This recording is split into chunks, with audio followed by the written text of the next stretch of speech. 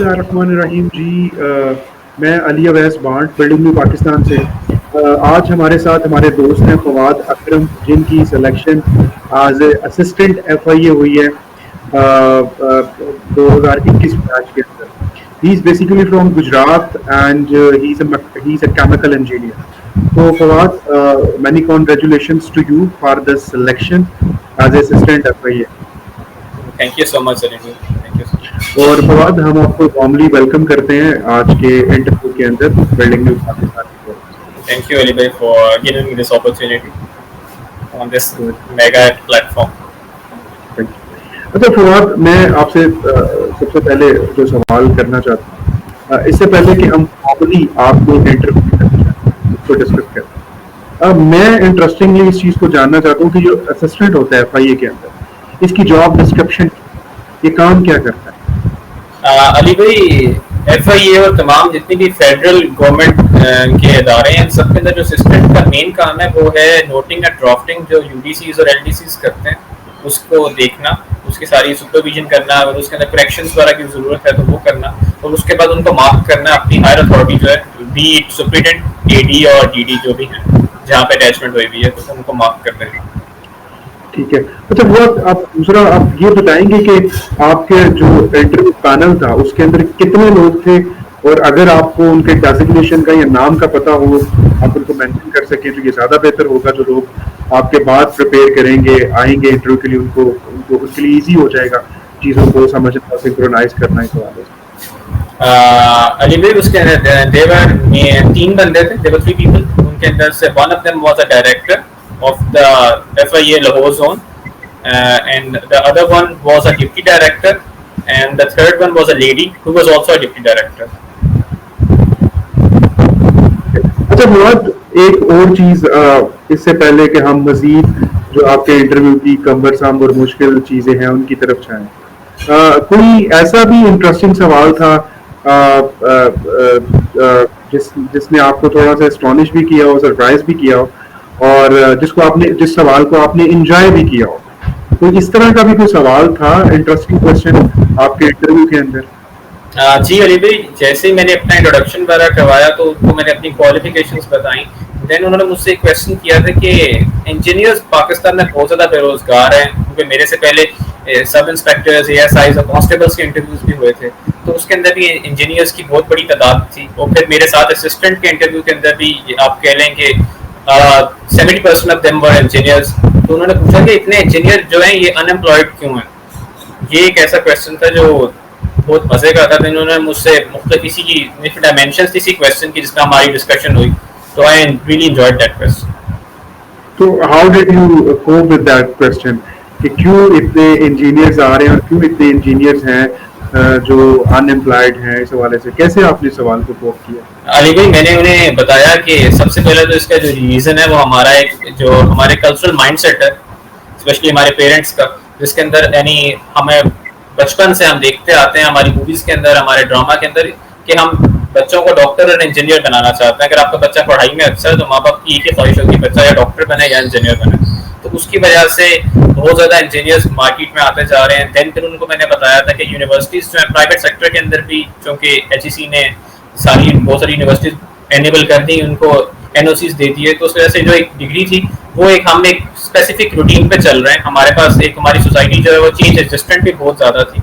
हम नए discipline engineering के अंदर भी जो थे उनको इनकॉर्पोरेट नहीं कर रहे थे अपने एकेडमिया के अंदर। तो वही जो एक रूटीन की इंजीनियरिंग थी, केमिकल, इलेक्ट्रिकल, मैकेनिकल, सिविल, यही चलती आ रही है, और अब मेजोरिटी यूनिवर्सिटीज़ में यही थी, जिसकी वजह से एक लार्ज बैच हर साल पैदा हो जाता।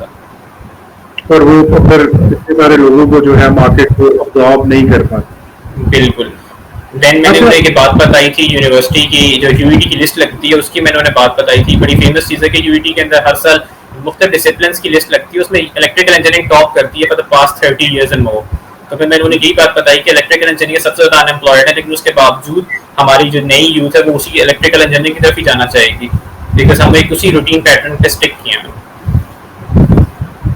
तो वैसे आपने पाकिस्तान पेट्रोलियम लिमिटेड के अंदर काम किया है, और अगर आप चाहते तो एक लिबरेटिव जो है वो एक आपके पास एक ट्रैक था जिसको आप फॉलो कर सकते थे।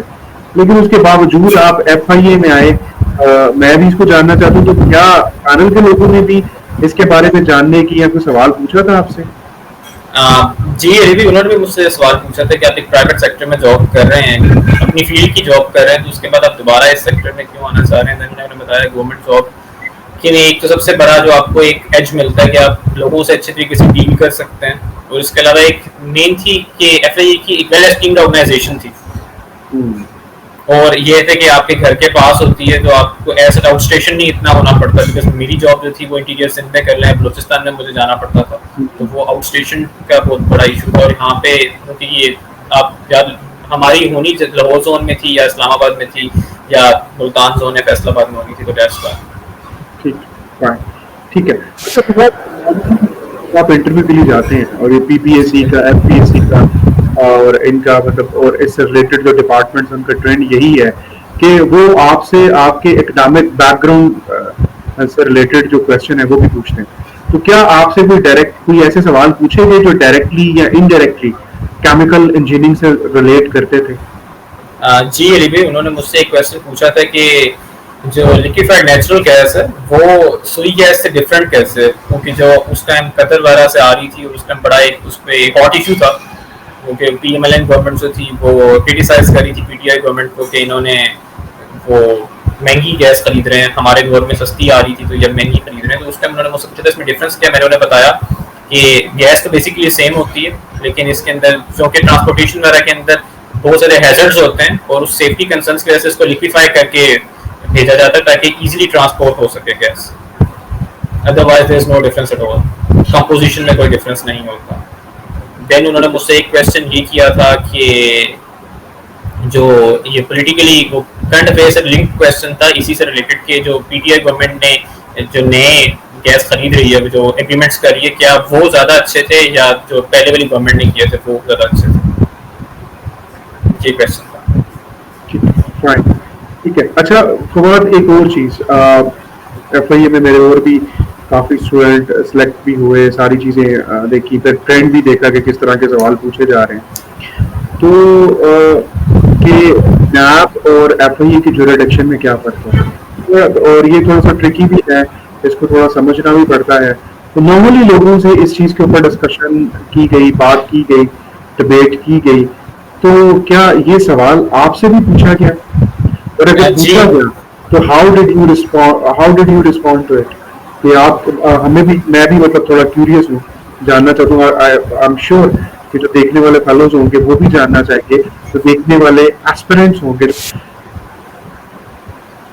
जी अली भाई, ये क्वेश्चन आई एम सॉरी आपकी वो आवाज़ कीन कट रही होंगे, है। वो कीन होंगे इस बारे में जानने के लिए। तो अगर आप इसको थोड़ा सा बताएं और इसको थोड़ा सा हाईलाइट, थोड़ा सा इनलाइटन भी कर सकें हमें इस सवाल। जी अली भाई, ये क्वेश्चन मुझसे भी पूछा गया था कि FIA और NAP की जो जुरिस्डिक्शंस हैं इनमें क्या फ़र्क है, तो मैंने उन्हें बताया कि फर्स्ट ऑफ ऑल जो है कि जो FIA और NAP है, इनकी NAP जो है वो प्राइमरीली जो डील करता है वो करप्शन को डील करता है, ठीक है, जो अकाउंटेबिलिटी है, बेसिकली अकाउंटेबिलिटी का ही करप्शन को रहा है।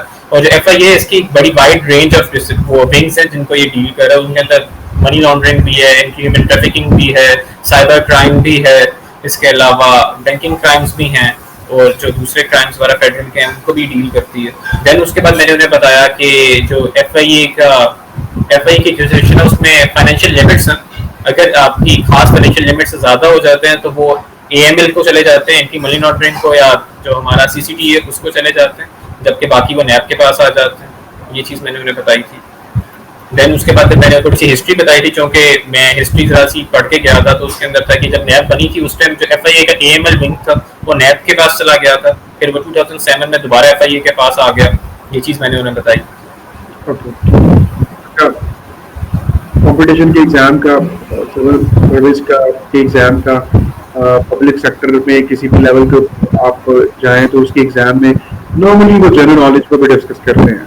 तो आपसे जनरल नॉलेज के बारे में कोई सवाल पूछा गया या इसको सेट असाइड किया गया और इसके ऊपर डिस्कशन नहीं हुई आपके आपके इंटरव्यू के अंदर? नहीं, भी डेफिनेटली उन्होंने मुझसे भी जनरल नॉलेज के क्वेश्चन पूछे थे।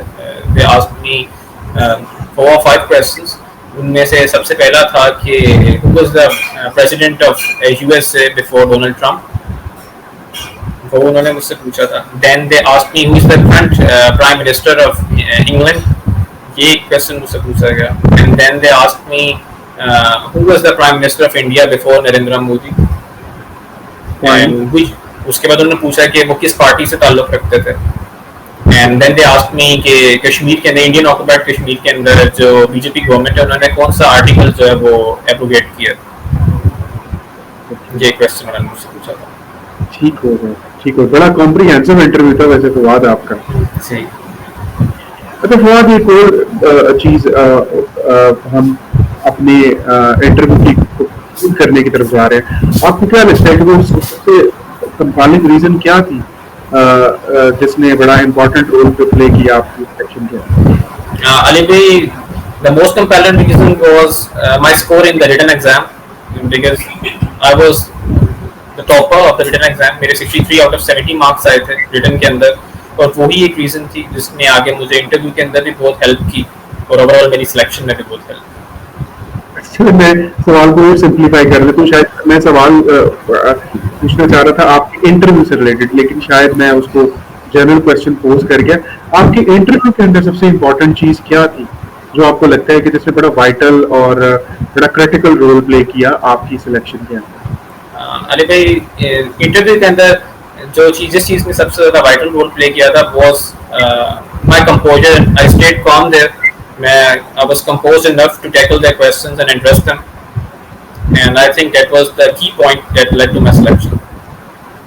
बिल्कुल, ये बिल्कुल आपकी सिलेक्शन के अंदर आई एम श्योर कि यही सबसे इम्पोर्टेंट पॉइंट होगा, क्योंकि ऑन एंड ऑफ हम आपकी प्रिपरेशन में, आपके इंटरव्यू में सारी चीज़ें, हम चीज़ों को साथ लेके चल रहे थे.